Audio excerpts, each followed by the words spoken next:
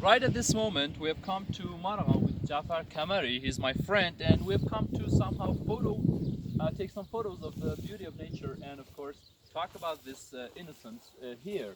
You know, nature is one of the great images in the English poetry, in the poetry of Thomas Hardy as well as William Wordsworth. Last night, I read a couple of essays about these two writers, Thomas Hardy and William Wordsworth, but there was a kind of opposition between the two writers because Hardy always talks about the destruction as well as the innocence of nature, so that, for example, in his novels such as Tess of D'Urbervilles or The Mayor of Castlebridge in Egdon Heath, or The River in the story of The Return of the Native, 1878, he talks about the cruelty of nature, the way that most of the characters are somehow sacrificed by nature.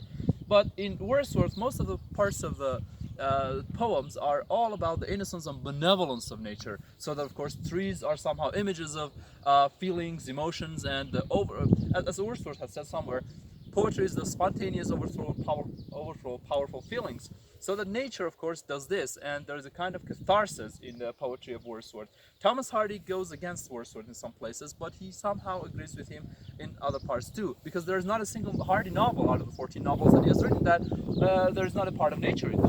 So that, of course, Hardy gives us a lot of things about the beauty of nature as well as the innocence of the imagery there. But there are scenes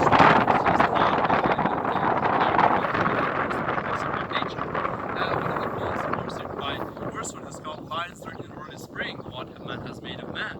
I believe that it is one of the most brilliant places where this idea that I talked about right now clicks the point.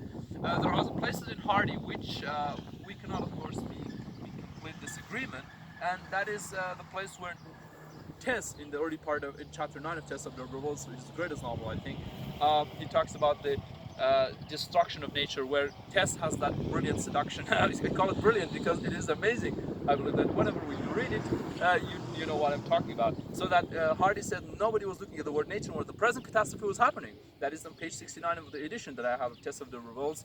And this means that, of course, Tess was destroyed by nature rather than, of course, feeling emotions towards nature. And that is where Hardy, of course, disagrees and is pessimist towards nature in a diametrically opposed position to Wordsworth. Thank you very much.